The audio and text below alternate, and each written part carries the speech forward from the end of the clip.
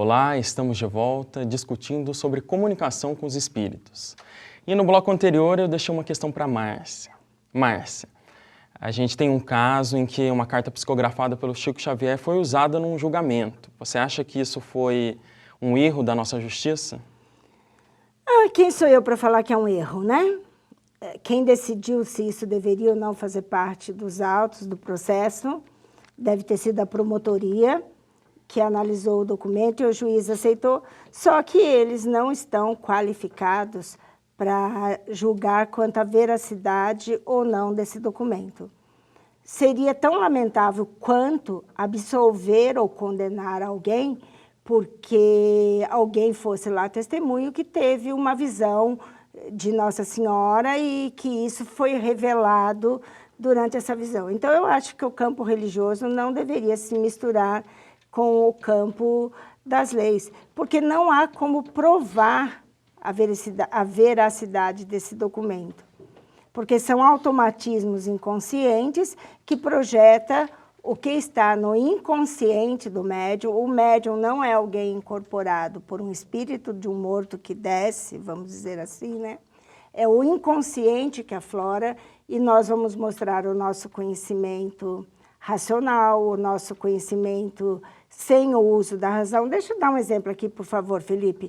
Quando eu estou assistindo um filme num vídeo, e esse filme ele está legendado, a minha atenção está na imagem e em ler a legenda, mas sem que eu use a razão, sem que eu preste atenção, o meu ouvido está captando um outro idioma. Por exemplo, se o filme é sobre a Guerra Mundial, provavelmente eu vou estar escutando o alemão, e isso entra no meu cérebro sem que eu use a razão. Mas esse conhecimento está lá.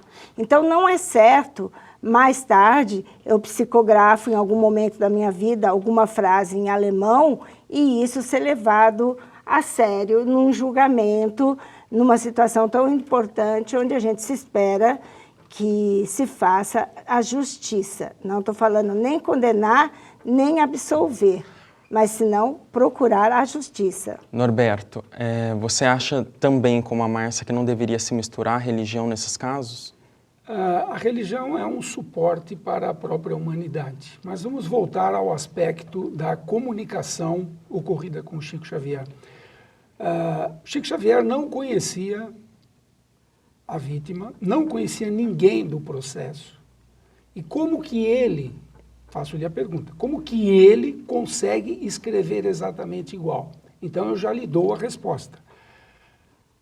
Quando o médium entra na frequência do espírito comunicante, ele passa a agir como se o outro fosse, com as mesmas sensações, com a mesma quantidade de conhecimento para aquela resolução específica.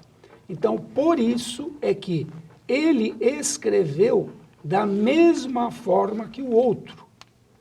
Por quê? Porque ele está vivenciando o outro em toda a sua plenitude.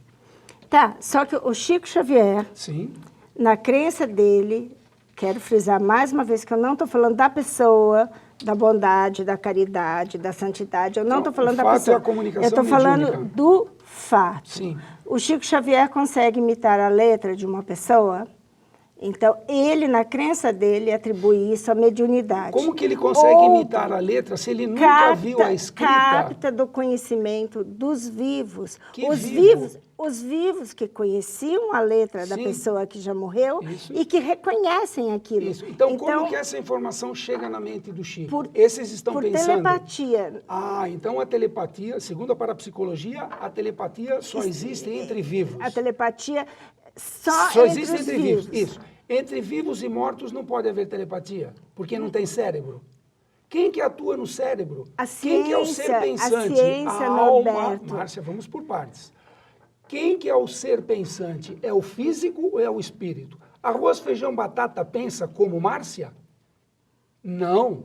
Arroz, feijão, batata, batateia e arrozeia. Tá. Ao entrar na Márcia, um processo fisiológico faz com que a energia contida nele vá para você, mas o conhecimento é da Márcia. Esse conhecimento da sua alma, espírito encarnado. Então, o ser inteligente, quem atua sobre a matéria é a alma encarnada. Desencarnou, o que ela vai ficar fazendo? Vai ficar, nós já falamos disso em programas anteriores. O que o indivíduo pós-morte vai ficar fazendo até a eternidade? Só viveu 80 anos aqui, basta? É ilógico, é contrassenso isso. Não seria, sem querer denigrir, racional pensar que viveu, acabou, morreu. É muita coisa nesse universo de Deus para nós vivenciarmos só em 80 anos. Que eu também... Você, como católica e cristã, Jesus falou, na casa do Pai há muitas moradas. Então, para cada mundo tem um tipo de vida e só. Não pode haver intercâmbio entre os mundos. Não há necessidade. Houve um programa sobre os ETs, sobre os extraterrestres. Há possibilidade de comunicação entre um mundo de lá com o mundo de cá? Norberto. Se sim, como é que funciona esse mecanismo? Norberto fez várias questões, aí eu vou dar a oportunidade agora para a Márcia responder. A ciência tem como ponto de partida que a gente não explica por mais o que pode ser explicado por menos. Então, se eu tenho uma dor de cabeça, antes de eu levantar a hipótese de ser um tumor maligno no cérebro, basta uma noite mal dormida, a preocupação com um boleto que venceu hoje, né? E eu não tenho dinheiro para pagar. Então, começa sempre pelo mais simples. Então, se a ciência prova que existe telepatia entre vivos, aqui nós estamos entre várias pessoas no estúdio, e tem hiperestesia e tem telepatia entre nós. Então, na ciência, primeiro tem que esgotar todas as hipóteses de não ser possível que aquilo que está sendo revelado tenha sido captado de um vivo. Depois a gente vai considerar outra hipótese. Agora, se o vivo está ali, o vivo reconhece a letra, o vivo reconhece o conteúdo, se o vivo sabe, como provar que é necessariamente do além? O vivo sabe, tanto é que ele sabe que ele reconhece. Nossa, mas que coisa impressionante, é mesmo a letra do meu irmão. Então, como provar que captou do meu irmão e não de mim, que sei aquilo? Como aqui a gente tem dois estudiosos da Bíblia também, né? Na Bíblia há uma passagem em que Moisés proíbe a comunicação com os mortos.